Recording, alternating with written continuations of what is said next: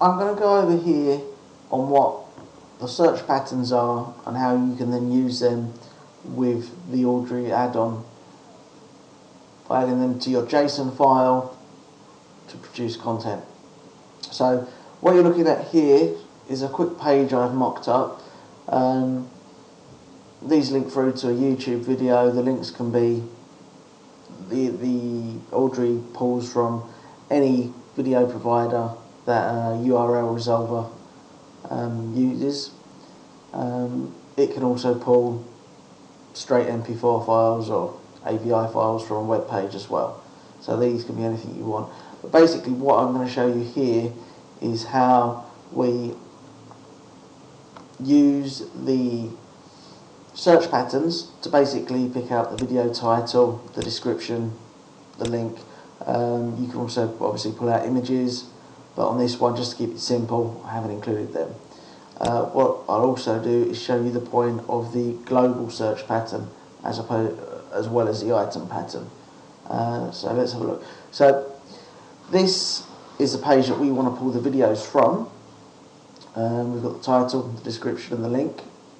I recommend that you use Feed43 to test your code so you can see what it's working. So once you've got your search pattern written out, you can test it and double check the results of what you want, and then you can literally copy paste it into your JSON file for Audrey. So with this, the first thing to do, copy the URL and paste that into Feed43. Once you've got that in there, click the reload button. What that will do is that will load in the content of the page. So it's a bit awkward to read this.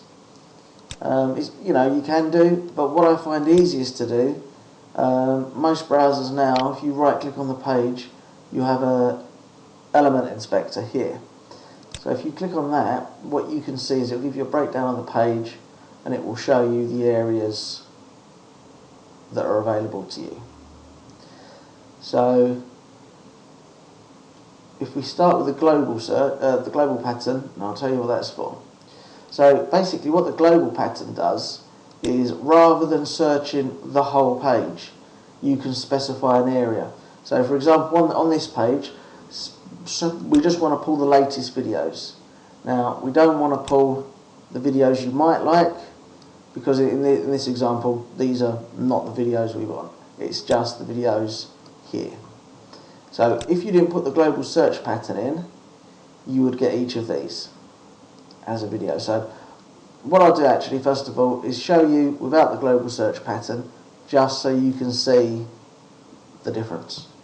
So if we look through, we can go, this is our video content here. So if we hover over on the inspect element, we can see highlighted the areas. So if we go on the article, we can see that that contains all the latest videos, and aside is the you might like videos. But for the minute we're just interested in the actual video content here. So these are in a container, class video, with the title wrapped in a H3 tag, description in a paragraph, and a link to a YouTube video. So what we know from that is each one of the videos on the page will be contained within the div class video, so we need to search for that. Then within that we need to search for the H3 for the video title, the P for the description, and then the A for the link. So what we can do is go into Feed43. We can see that here, so again we can see that there is our video content. Now what I like to do, once I know what the video or the container for the whole content, is copy it and paste it into the item search. Right, so what we're going to do is we're going to build the search pattern, and I'll explain the what we're doing and what we're replacing. So we know that each video starts with this, so we can leave that in. And we know that each title is wrapped in the H3. Now we've got a line break here, so to search for that line break, what we do is we delete. Ideally you want everything on one line, it makes it easier. Is put squiggly bracket, asterisk, close squiggly bracket. What this essentially means is any content within the page, whether that's a line break in this case, or any piece of text, until you hit this, ignore. So for example, if you had more content between this piece of text and this, it would all get ignored. It stops at the H3, and then we want to get the video title. So what we do is squiggly bracket, percent, squiggly bracket. This means we want the content that's contained within this and this. So in this case, it would pull up here, and we would be getting video 1 as that. I'll show you how you then reference these points later. So again, we've got a line break. So we'll delete that and replace the line break with this. So any text until we get to the P. Then we want this as the description. So again, we put that in to go. We want the content in between the P and the closing of the P. Now again, we've got a line break. Put that there. And this URL here is what we're after for the video. So we'll put the squiggly bracket percent in. Now this content here, we can sort of shrink this down. So we can go, instead of going, or else we could have this and we're just going, that's included as the line break. We can basically delete that and basically go, at the next time we reach this href, we continue till we get that. So basically what this would do, at the end of the P, it would then ignore the text up until it hits this. So that text is ignored. We then print this in, say that's what we're looking for, and then we replace this with $% to show that's what we're after.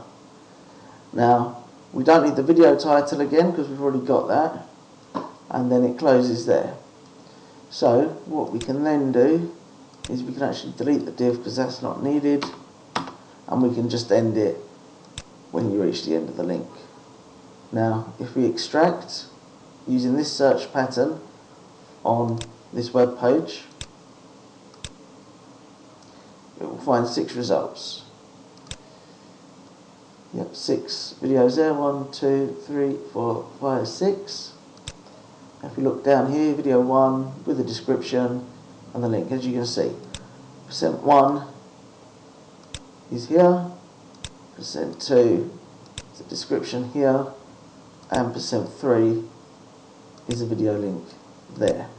Now the problem we have is that we're only after the videos here within latest videos, not the videos in you might like. So this is actually pulling 3 additional video items that we just don't want. So to get around this, what we can do is use the global search pattern. Now, as I say, looking at the page, you can see that the latest videos are wrapped within an article tag with ID content. That then closes with a close article here. So we can use a global pattern to basically match this content. If we go back into feed 43, what we can do is look through the code here and we find the article. We can then copy this and paste that in there. A global pattern will only take one So what we want to do is we want to say that there is the content. So everything after this we want to reference in our item search, and we want to close the article. If we then run the extract, you'll now see that we've only got 3 videos, which is what we're after. These can then be copied and pasted into the JSON file, which we'll go over in the actual video tutorials later.